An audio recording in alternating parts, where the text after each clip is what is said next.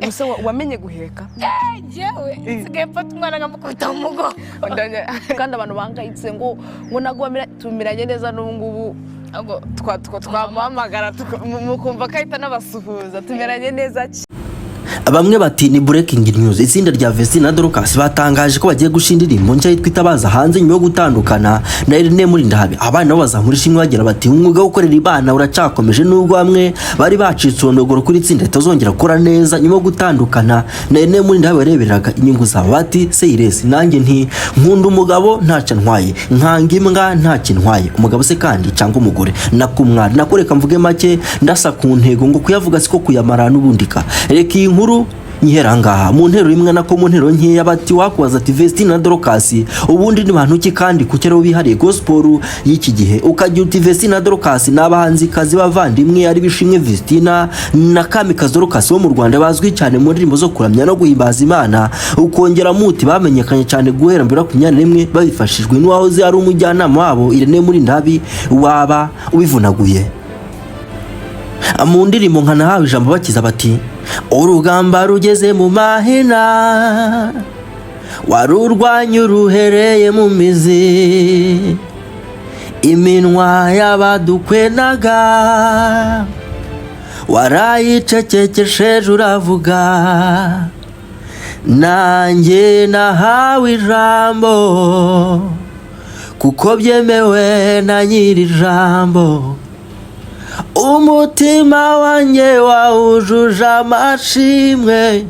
akanwa kanjye nakukuzuza indirimbo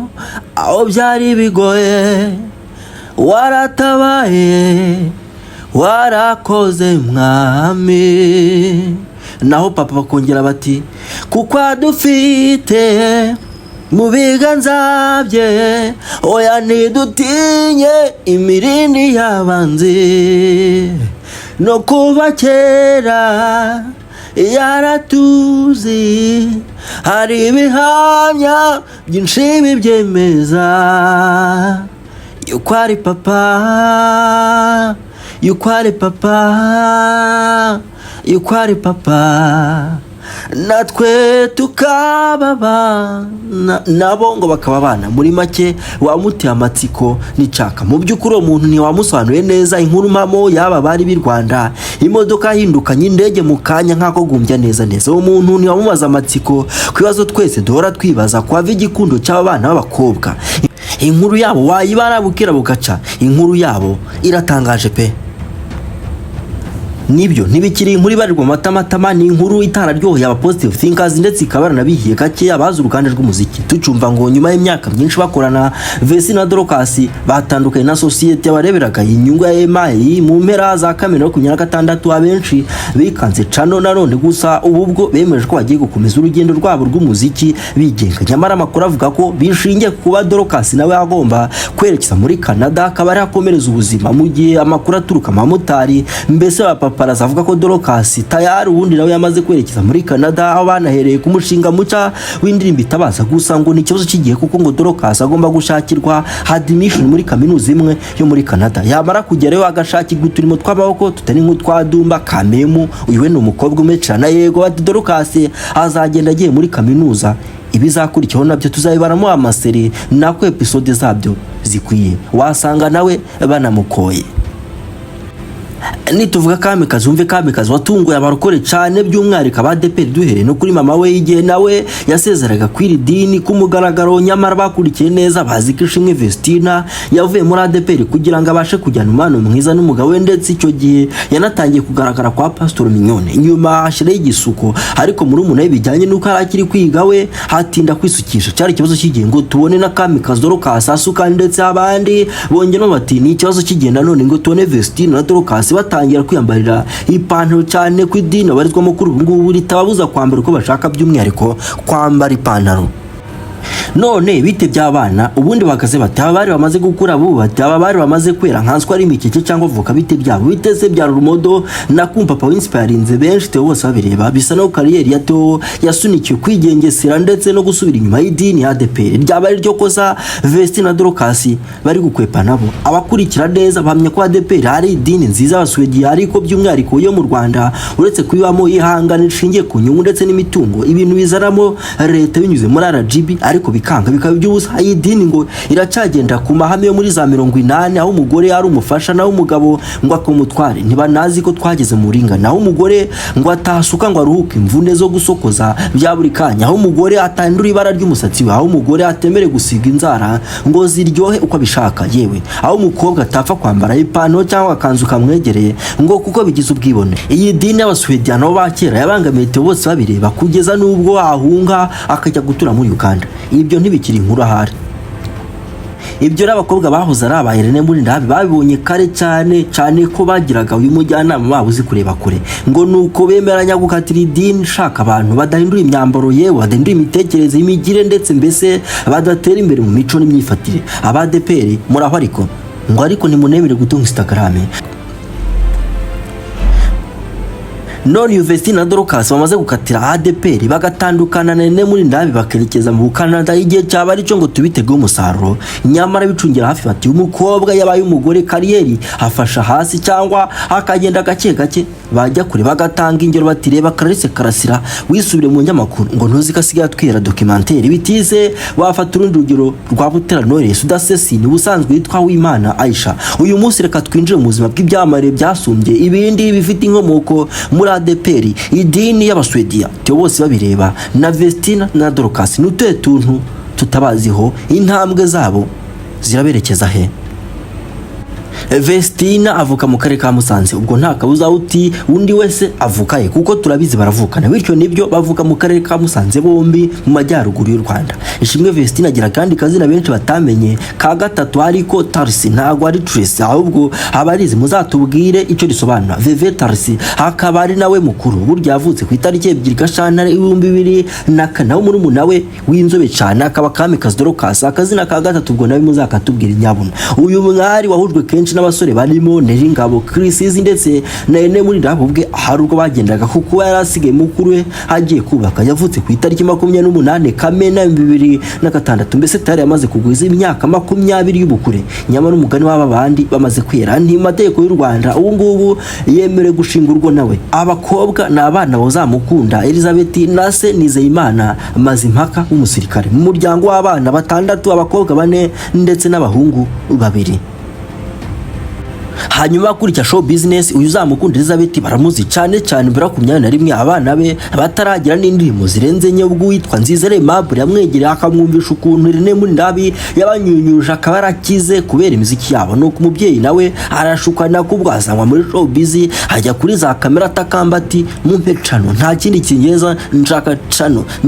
cano y'abana banjye sagi basaga Irene akora statement ari marira byakomeye batangira gutekereza no kujya muri riba ariko kubushake no gutakamba kwa bana batumvaga neza uyu mukire Nzizere Mabure barabyanga bati twishakira Irene wacu uyu Nzizere Mabure rero sakorohe na busa abaza umunyamakuru Theogene Manirakiza ukwezi TV baramuzi cyane uciye ku kinyamakuru Kigali Today wasoma urubanza rwe na Theogene Manirakiza kuko ni wamufungisha ndetse aza no kumufunguza avuga ko yamubariye kandi nyamara Theowe ngo ntambazi igize asaba ikiro nuko ngo uyu mugabo yasinyanye amasezerano yo kwamaza na Theo ariko ribu igahindukira igatwara wakira amafaranga yo kwamaza ivuga ko yafataga ruswa maze wayitangaga we ntanafungwa akagenda wakiraga wari unafite amasezerano mbere kwamaza twagira ngo usobanukirwe neza uwashaka gutwara aba bana bakura amaboko ye mu Irene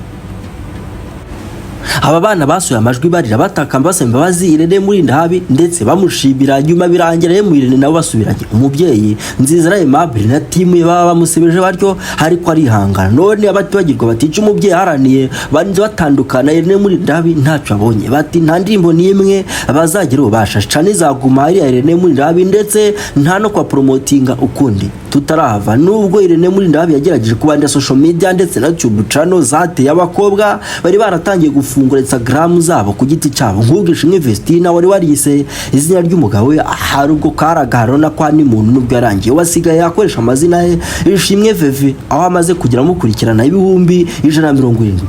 Byumve neza ko Irene muri ndabe yesa nakora Instagram yitwa Vestina Dorcas yahindutse Emaye icupa kuko yari mu maboko ya Emaye Music. Kurundi ruhande Kamikazi we amaze kugira mukurikirana ibihumbi bisaga 80 kuzamura akitwa Dorcas Kamikazi kuri Instagram ye yifunguriye. Mu nkuru yanditse kuri kasukumedia.com 2025 witwa Prince yaragize ati Vestina Dorcas barimba muri Gosheni kwa Musanze ubuse bari bakijyayora ati ku giti cyo batangiye umuziki mu mwaka wa 2018 ariko by'umwihariko 2020 batangiye gukorana na Emaye Music yoborwa n'umunyamakuru muri ndahabi Irene. Ibyo dusanzwe tubizi umunyamakuru niba ko kwagira amakuru reka bamwite umubara nkuru bamwe bavuga ko uwamwumvise ngo yumva harimo n'akantu k'ufana ati mateka y'umuziki wabo ku itariki 24 ukuboze 2022 bakoze igitaramo cyabo cyambere cyabereye muri Kigali. Igitaramo cyitabwe n'abantu benshi barimo abanyamwuka abakiyemwe hari umuntu utari umunyamwuka subwo yabagihumekara abanyamwuka bivuga icyarya ubwo mba nibariza ati abari abanyamwuka nka Potre Minyoni Kabera abahanzi nka Gahunga yiri byamare nka Coach Gaël Miss Muyang Claudine Alex Muyoboke bamenya nabandi arenzaho akantu ati Potre Minyoni abaye impano y'amafaranga y'u Rwanda miliyoni 1 muri icyo gitaramo bamuritse album yabo yambere aguzwe akayabo ka miliyoni 15 z'amafaranga y'u Rwanda atakabo ka miliyoni 15 nyamara nakayabo none se ubuzima bwabo ntibwahindutse bikaragara none wahetse akabajyana muri Canada bagakora ibitaramo basanze batagikene service ze nuko asozi baruwa bamugene bagira bati dufite icwaro nishimwe rikomeye ikipe yose Emaye kandi tuyifurije gukomeza gutsinda bikorwa byabo byose. Guhera kuri nahawe ijambo papa n'izindi niyo Bosco akabandikira indirimbo Chrisize akabakora video bakajya muri Amerika nyuma y'igitaramo i Kigali Vestina agakora ubukwe bugicaga warning Dorcas turamenye wa mwana we ntuzashake ukiri muto asa n'uwicuza nyuma kiyambura izina Durahogo ibihuha biti Durahogo hamucinya bakunda zinyarugenge nyuma Veve akadwa statement agaragaza ko ababaye atishimye mu rushako ndetse tugakoma kuma tuti nyaboneka niko zuba kwa abandi bati nuko arakuriwe ninda kandi ari kwa muri Canada wenyine nyuma kaza kubyara umwana mwiza w'umukobwa hanyuma y'ibyo akaberekeresha gutandukana Irene burundu none batangiye urugendo bigenga nuko inkuru yabo bundi ishushanyije. Kurundi ruhande yavuzwe mu gufatirana abariringi n'ababyinnyi bakabaka service zo mu buriri bitise bamwe muri bo baranabyarana yavuzwe kandi mu kunywa inzoga ndetse no gushwana n'abapastor muri ADP nitewo bose babireba usigana se bufasha faranga kuri YouTube uretse kuba yaruze views benshi n'abatinya kuvuga ko yataye igikundiro kera ku ndirimbo ze zirimo inshuro n'amaganya menshi ariko zitasigana n'ubutumwa n'ubwo ashinzwe kwifasha biga gake gashoboka ni legend umuziki wakure muri studio kandi nibyo koko wumvishe indirimbo ze wumva ko hari umuhanzi utarimbye indirimbo nyinshi zanditswe n'undi muntu utari we ubwe.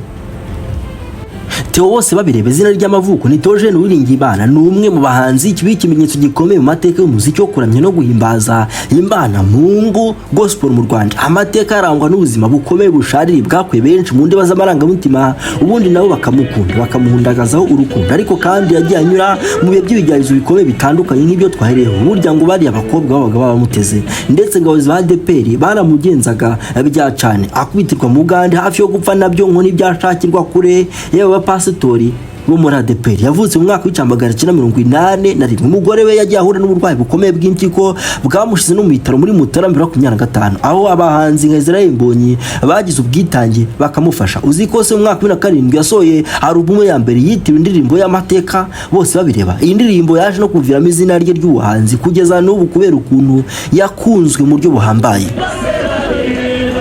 Theo Bosebabireba nibyo kandi nawe ntacyo agisha niyaciye kuri boutique ari inywera agasinzira agacupa kawaragi kari ku ruhande rwe hari kwanga yarabihakanya avuga ko yasinzire byabyemera ngo ariko atari kubera inzoga ndetse avuga ko kari akawaragi kari ruhande rwe atari wari kugasomaho. Umwaka wa 2018 ntari woroshe kuri we kuko nibwo yaje guhagarikwa n'itorero rya ADPR ryamuzamu bitewe n'ibirego by'imyitwarire iri mu sambanyi no gushinjwa gutera inda abakobwa ariko ngo yemera ko yatenda abakobwa bane bonyine. Ntabwo ari aho ADPR bisubikiye ko akimara guseba atyo yese yigira muri Uganda. Muri uwo mwaka n'ubundi bwari muri Uganda ibikorwa by'ivugabutumwa yatewe n'agatsiko k'abagizi ba nabi baramukubita cyane bituma hamara igihe arwara mu bitaro. Nyamara paparazi zikavuga ko bifitaho n'ubundi buhuriye n'abapastoro bo muri ADPR. Ikibazo ngo nuko idini y'Abaswediya bidashaka ari umuntu wakurangwa asumba idini ngo kuko yakubaha cyangwa se akayobokwa agakurikirwa kuruta idini. Theo rero ngo ari masumba iyi dini. Uyu musaza mu kazi yaje kuzenguruka amacano yeza, mbese nyine aje gusaba imbabazi mbere 2021. Mu mwaka 2021 bose babireba yagaragaye kuri televiziyo zitandukanye ahere ku Isimbi TV asaba imbabazi Imana abafana be n'imiryango y'abakobwa bane yemera ko yateye inda akabyana nabo. Hari uko atagize se umuhanzi na ku YouTube wa mbere mu Rwanda nubwo gushaka ngo bitari hafi Israel Mbonyi yagiye atangaza inshuro nyinshi ko yakuri mu muryango ukunda indirimbo za bose babireba kandi kamufata nka rurangiranwa mu mateka y'umuziki wa gospel mu Rwanda. Uyu musirimu toje wa Kicukiro aho no yakuriye nubwo ngo yavukiye mu Majyepfo ni ushaka kumenya niba yarize. Igisubizo ni yego na oya. Bose babireba batangiye kumenya no gukunda umuziki akiri mu ishuri rito primaire, gusa ntabwo yagize amahirwe yo gukora umuziki we mu buryo bw'umwuga kugeza igihe arangije amashuri yisumbuye secondaire. Amaze kurangiza amashuri yisumbuye naho yahise yinjira mu bijyanye n'indirimbo zo kuramya no guhimbaza Mungu.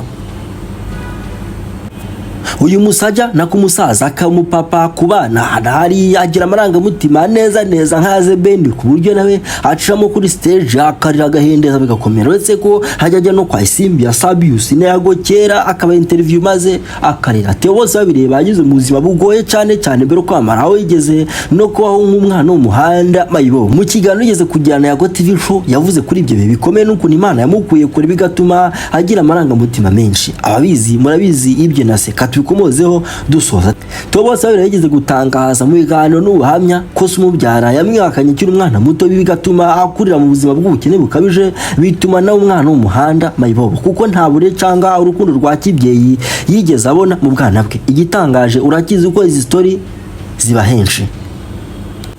Nukuvuga ko Theo amaze gukura agahinduka icyamare mu muziki wa gospel yewe no muri Afrika y'Uburasirazuba se yatangiye kwishimira no kwiratana umuhungu. Yatangiye kubwira abantu ko umuhungu ukomeye umuhanzi wamenyekanye cyane ari umwana we nubwo yaramutaye akiri muto. Niko bigenda. Theo rero ati ikigeragezo sikarande kandi sinumurage kubaho nabi sikarande kandi sinumurage sumugabane wagabanye n'ibyago bikukamye kubitutababarira hondagura inyanzi n'akarande kubitutababarira yewe mana ngwinurwa n'inkundura kubitutababarira. Nuko dusoje mbara nkuru mateka ya Dorcas na Vestina ndetse na Theo bose babireba.